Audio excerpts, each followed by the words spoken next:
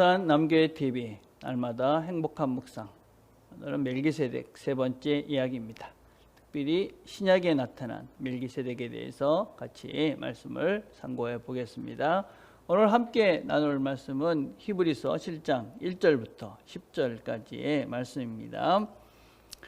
이 멜기세덱은 살렘 왕이요 지극히 높으신 하나님의 제사장이라. 여러 왕을 쳐서 죽이고 돌아오는 아브라함을 만나 복을 빈 자라.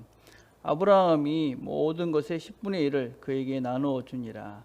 그 이름을 해석하면 먼저는 의의 왕이요 그 다음은 살렘 왕이니 곧 평강의 왕이요. 아버지도 없고 어머니도 없고 족보도 없고 시작한 날도 없고 생명의 끝도 없어 하나님의 아들과 닮아서 항상 제사장으로 있느니라. 이 사람이 얼마나 높은가 생각해 보라. 조상 아브라함도 노량물 중 10분의 1을 그에게 주었느니라. 여기까지 읽겠습니다. 자, 묵상질 1번을 봅시다. 멜기세덱은 어떠한 분이라고 설명하고 있습니까? 자, 첫 번째, 멜기세덱은 왕이고 또 제사장이다. 그렇게 이제 설명을 하고 있습니다. 자, 왕은 어떤 일을 하는 자들입니까? 여러분, 이 왕인데 그냥 왕이 아니라 의의 왕입니다. 그 의의 왕이라는 것은 하나님의 뜻대로 세상을 다스리는 존재다. 그런 의미를 가지고 있습니다. 그래서 이 살렘 왕이었던 이 멜기세덱은 의의 왕으로 하나님의 뜻대로 세상을 다스리는 자입니다. 그리고 그는 제사장입니다. 제사장은 또 어떤 의미를 가지고 있는 것이냐면 하나님의 뜻을 제대로 전달하는 자다. 그런 의미를 가지고 있습니다. 그래서 이 멜기세덱은 의의 왕, 살렘 왕이시며 동시에 제사장이다. 하나님의 뜻대로 다스리고 하나님의 뜻을 전하는 자다. 그런 의미를 첫째적으로 갖고 있습니다. 자, 두 번째, 이 멜기세덱은 평강의 왕이다. 그래서 하나님의 뜻대로 전하고 하나님의 뜻대로 세상을 다스리면 그 결과가 어떻게 됩니까? 평화가 오는 것입니다. 우리의 삶도 마찬가지입니다. 그렇죠? 우리가 하나님의 뜻대로 우리의 삶을 다스림을 받고 또 하나님의 뜻을 우리가 깨닫고 살게 되면 우리 삶이 평화가 이루어지는 것입니다.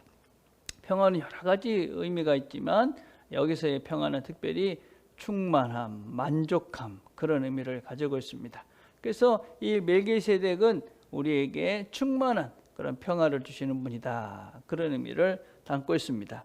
세 번째, 이 멜기세덱은 영원한 분이다. 그래서 3절에 보면 아버지도 없고 어머니도 없고 족보도 없고 시작한 날도 없고 생명의 끝도 없어. 그 말의 의미가 무엇이냐면 이분은 영원한 존재다. 그런 의미를 가지고 있습니다.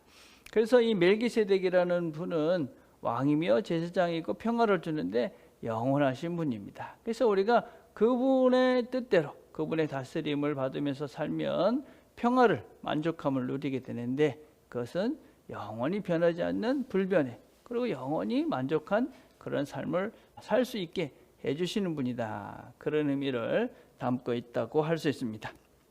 자, 두 번째, 멜기세덱이 10분의 1을 받는 것은 무슨 의미가 있다고 말씀하시는가? 자, 여러분, 이 멜기세덱에게 10분의 1을 아브라함이 바치게 되어집니다. 자, 이 아브라함이 멜기세덱에게 10분의 1을 바쳤다 하는 것은 아브라함보다도 더 높은 존재가 멜기세덱이다. 그 말을 하고 있는 것이죠. 자, 근데 왜 이 히브리서에서 특별히 이 아브라함보다 멜기세덱이 더 높은 자다 이렇게 이야기를 하고 있는 것이냐면 이스라엘 백성들에게 있어서는 이 아브라함이 절대적인 모든 조상의 우두머리라고 생각을 한 것입니다. 그래서 이 아브라함보다도 더 높은 존재는 없다. 그 외에는 바로 하나님이다. 이런 생각을 했던 것이죠.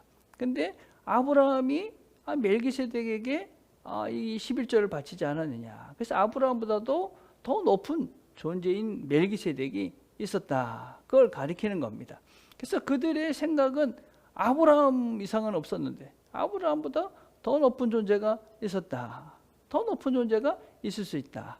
이런 가르침을 그들에게 이야기를 하고 있는 것이죠. 그래서 이들에게 끊임없이 근본이 어디냐, 정말 이 하나님의 그런 일하심에 그분의 시작이 어딘지를 우리가 늘 생각해야 된다. 너희들이 지금 생각하는 그런 율법, 아브라함 거기의 것이 아니라 좀 더 깊은 근원이 있다. 이런 얘기를 지금 히브리서를 통해서 유대인들에게 가르쳐주고 있는 것이죠. 자, 3번입니다. 멜기세덱과 예수님은 어떤 면에서 같으신 분인지 묵상해 보십시오. 자, 히브리서 7장 15절에서 19절까지 말씀입니다. 멜기세덱과 같은 별다른 한 제사장이 일어난 것을 보니 더욱 분명하도다. 여러분, 예수님과 멜기세덱은 똑같은 분은 아닙니다. 멜기세덱과 같은 한 제사장, 이 한 제사장 예수님이겠죠. 자, 멜기세덱은 예수님을 보여주기 위한 하나의 그림자였습니다.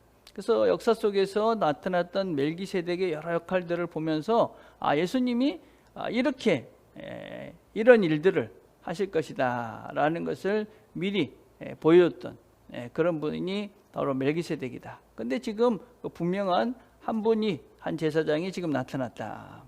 그는 육신에 속한 한 계명의 법을 따르지 아니하고 오직 불멸의 생명의 능력을 따라 되었으니.